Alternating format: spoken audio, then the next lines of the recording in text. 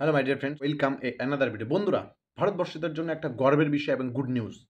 ভারতবর্ষ যারা আগে মানে আগের ভারত সবসময় বিদেশ থেকে মিসাইল, বোমা, ট্যাং ফ্যাং নানা ধরনের হাবিজাবি কিন্তু যেগুলো যুদ্ধ সরঞ্জাম এখন ভারত এক্সপোর্ট করছে।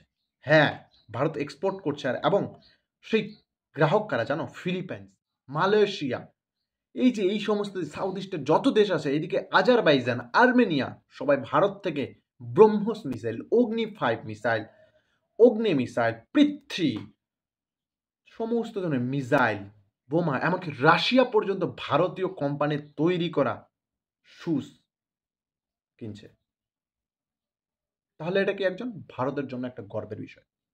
রিসেন্টলি ভারতবর্ষের যে ডিআরডিও রয়েছে, তারা একটা নতুন মিসাইল আবার আবিষ্কার করলো, নাগ, যেটা যে ট্যাঙ্কগুলো আছে সেই ট্যাঙ্ক অ্যান্টি মিসাইল হিসেবে কাজ করবে। ট্যাঙ্কের দিকে যদি কোনো মিসাইল আসে, সেই নাক গিয়ে সেই মিসাইলকে অ্যাটাক করে বিধ্বংস করে দিবে।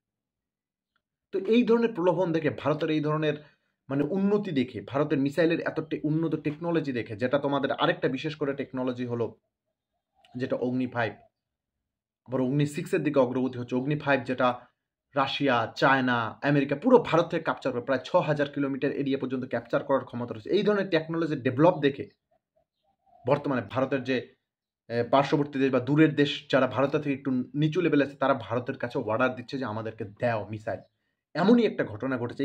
ভারতীয় যে মন্ত্রণালয় রয়েছে, ডিফেন্স মন্ত্রণালয়, তাদের তরফ থেকে আপডেট এসেছে যে ফিলিপাইন্স ভারতের কাছে ব্রহ্মস মিসাইলের জন্য অর্ডার করেছে এবং সেই মিসাইলটা ফিলিপিন্স শুধু করেনি, সাথে সাথে ভিয়েতনামও করেছে। কিছুদিন আগে আজারবাইজান করেছিল, তারাও নিয়েছে ভারতের কাছ থেকে। অর্থাৎ ভারত বর্তমানে বিশ্বের কাছে একটা এক্সপোর্ট কান্ট্রি হতে চলছে ডিফেন্সের। হয়তোবা ভারত রাশিয়ার কাছে দিতে পারবে না, চায়নার কাছে দিতে পারবে না, আমেরিকা, কারণ তারা নিজেরাই এক্সপোর্ট করে। ভারতের নিচের দেশগুলো রয়েছে, ভারতের থেকে কম উন্নত মানের দেশ রয়েছে, তারা কিন্তু ভারতের কাছ থেকে অ্যাকোয়ার করবে এই সমস্ত। তো ভারতের জন্য এটাই একটা খুব গর্বের বিষয়। ভারতের কাছ থেকে আজকের দিনে মিসাইল কিনছে আজারবাইজান, আর্মেনিয়া, কত দূরের দেশ, তাহলে মধ্য এশিয়ার দেশ, তারা এসে ভারতের কাছ থেকে কিনছে। তাহলে এটা একটা ভারতের জন্য গর্বের বিষয়। ভারতীয় যে যুদ্ধ সরঞ্জাম ইন্ডাস্ট্রি রয়েছে, সেই ইন্ডাস্ট্রির জন্য একটা বিরাট ভালো খবর। আর ব্রহ্মস মিসাইল যে ফিলিপাইন্স নিচ্ছে বা ভিয়েতনাম নিচ্ছে, তারা কার জন্য নেবে? তারা চায়নার যদি কখনো তাদের সামনে দুর্ব্যবহার করে, তার জন্যই নিবে। জাপান যদি বা সাউথ কোরিয়া যদি দুর্ব্যবহার করে, তার জন্য তারা এসব নিয়ে স্টোর করে রাখছে।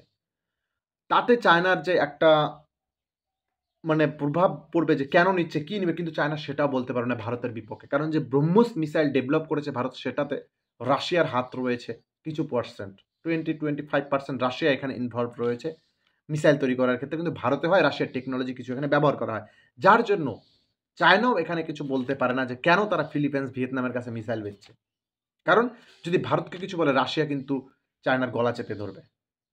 অথচ ভারত বিনা বাধায় নির্দ্বিধায় যত পরিমাণে মিসাইল, বোমা, বারুদ সমস্ত কিছু সাউথ ইস্টের দেশে বিক্রি করতে পারে।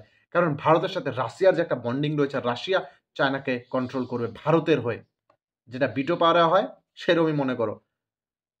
তো তাই ভারত বিনা বাধায় বিনা শুল্কে এই ধরনের ক্যাম্পেইন চালাচ্ছে, এই ধরনের পার্শ্ববর্তী দেশ আমাদের বাংলাদেশ ভারতকে এখনো বুঝতে পারছে না যে ভারত কি জিনিস। তারা এখন অনুভব করছে না যে তারা ওই দুটা কাচি দাও নিয়ে আর ওই বাংকারে দাঁড়া হয়ে ভাবছে যে হ্যাঁ ভারতকে উড়িয়ে দেওয়া যাবে। সম্ভব না। তোমার লুঙ্গি খুলে যাবে, কিন্তু কিছু সম্ভব হবে না। ঠিক আছে?